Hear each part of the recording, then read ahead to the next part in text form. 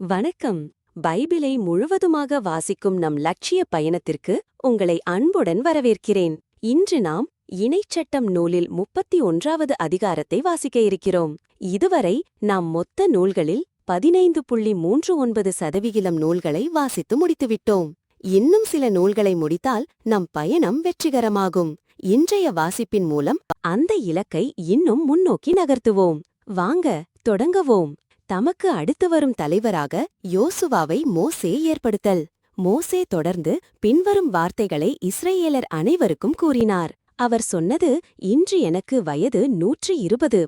இனி என்னால் நடமாட இயலாது. மேலும் நீ யோர்தானை கடக்க மாட்டாய் என்று ஆண்டவர் எனக்கு கூறியுள்ளார். உன் கடவுளாகிய ஆண்டவரே உன்முன் செல்வார். அவரே உன்முன் நின்று இந்த வேற்றினங்களை அழிப்பார். நீ அவற்றுக்கு உரியவற்றை உடைமையாக்கிக் கொள்வாய். ஆண்டவர் சொன்னபடி யோசுவா உனக்கு முன்பாக செல்வான். எமோரியரின் மன்னர்களான சீகோனுக்கும் ஓகுக்கும் அவர்களின் நாட்டுக்கும் செய்தது போல, அவர்களை அடித்தது போல ஆண்டவர் அவற்றுக்கும் செய்வார். ஆண்டவர் அவர்களை உங்களிடம் ஒப்படைப்பார். நான் இன்று உங்களுக்கு கட்டளையிட்ட அனைத்து கட்டளைகளின்படி நீங்கள் அவர்களுக்கு செய்யுங்கள். வலிமை பெறு, துணிவு கொள், அஞ்சாதே, அவர்கள் முன் நடுங்காதே. ஏனெனில் உன் கடவுளாகிய ஆண்டவரே உனக்கு முன் செல்வார். அவர் உன்னை விட்டு விலகமாட்டார், உன்னை கைவிடவும் மாட்டார். பின்னர் மோசே யோசுவாவை வரவழைத்து இஸ்ரயேலர் அனைவர் முன்னிலையிலும் அவரிடம் கூறியது, வலிமை பெறு, துணிவு கொள். இவர்களுக்கு கொடுப்பதாக அவர்களின் மூதாதையருக்கு ஆண்டவர் ஆணையிட்டு கூறிய நாட்டுக்குள் இந்த மக்களோடு நீ செல்ல வேண்டும்.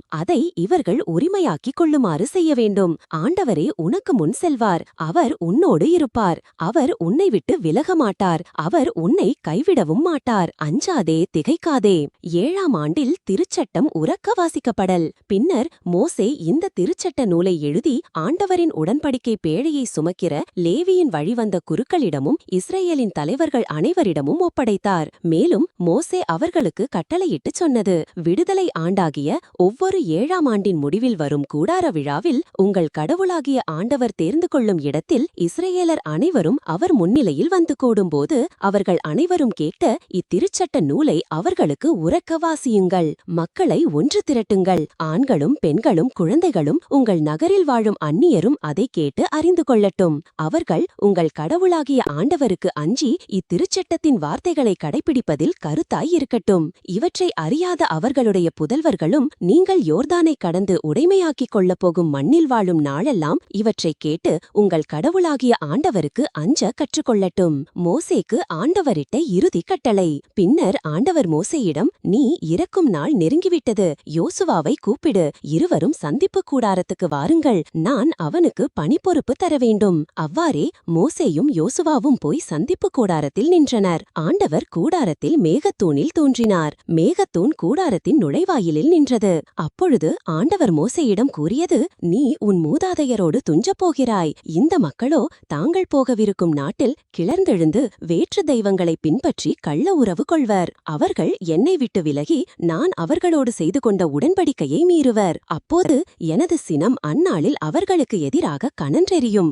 நான் அவர்களை கைவிடுவேன். அவர்களிடமிருந்து என் முகத்தை மறைத்துக் கொள்வேன். அவர்கள் அறியும்படி பல தீங்குகளும் இன்னல்களும் அவர்கள் மேல் வரும். அந்நாளில் அவர்கள் நம் கடவுள் நம்மோடு இல்லாததால் அன்றோ இத்தகைய தீங்குகள் நமக்கு வந்துள்ளன என்பர். அவர்கள் வேற்று தெய்வங்களை அணுகி செய்த தீய செயல்கள் அனைத்தின் பொருட்டும் அந்நாளில் நான் என் முகத்தை மறைத்துக் கொள்வேன். எனவே இப்பொழுது நீ இந்த பாட்டை எழுது. அதை இஸ்ரேல் மக்களுக்கு கற்றுக்கொடு. அதை அவர்கள் நாவில் வை.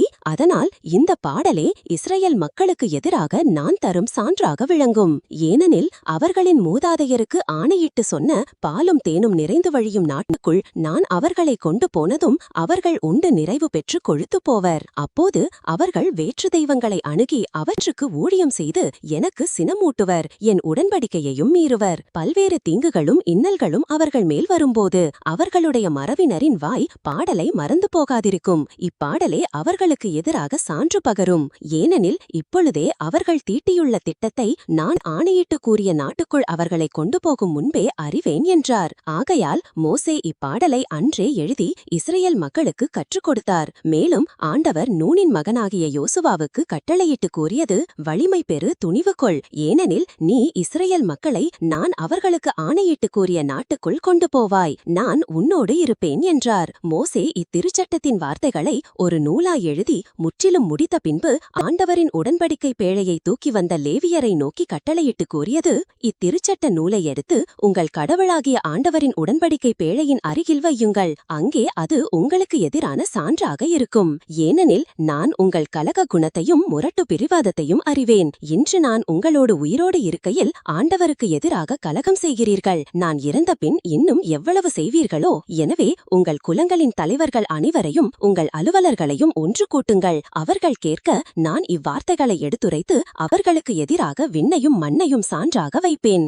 ஏனெனில் நான் இறந்தபின் நீங்கள் கெட்டு சீரழிவீர்கள். நான் உங்களுக்கு கட்டளையிட்ட வழிகளிலிருந்து விலகி ஆண்டவரின் முன்னிலையில் அருவருப்பானவைகளை செய்வீர்கள். நீங்கள் செய்து கொள்ளும் சிலைகளால் அவருக்கு சினமூட்டினீர்கள். ஆகையால் இறுதி காலத்தில் உங்களுக்கு தீங்குகள் நேரிடும் என்பதையெல்லாம் நான் அறிவேன். மோசேயின் பாடல். பின்னர் இஸ்ரேல் சபையினர் அனைவரும் கேட்க மோசே பின்வரும் பாடலின் வார்த்தைகளை அனைத்தையும் சொன்னார். நாம் 1189 அதிகாரங்களில் 184 அதிகாரங்களை நிறைவு செய்துவிட்டோம். இன்னும் சில அதிகாரங்களை வாசித்தால் முழு பைபிளையும் முடித்து விடுவோம். நாளை அடுத்த அதிகாரத்தை பார்க்க சந்திப்போம். நாள்தோறும் இந்த பயணத்தில் நீங்களும் பங்கேற்றால் பைபிளை முழுவதுமாக வாசித்து முடிப்போம். இது நம் வாழ்க்கையிலும் ஆன்மாவிலும் பெரிய மாற்றத்தை ஏற்படுத்தும். இந்த பயணம் உங்களுக்கு நம்பிக்கையையும் சமாதானத்தையும் கொடுத்தால் இந்த வீடியோவை லைக் செய்யவும் சப்ஸ்கிரைப் செய்யவும் மறக்க வேண்டாம். பகிர்ந்து மற்றவர்களையும் இந்த பயணத்தில் சேருங்கள். நாளை மறக்காமல் வாருங்கள்.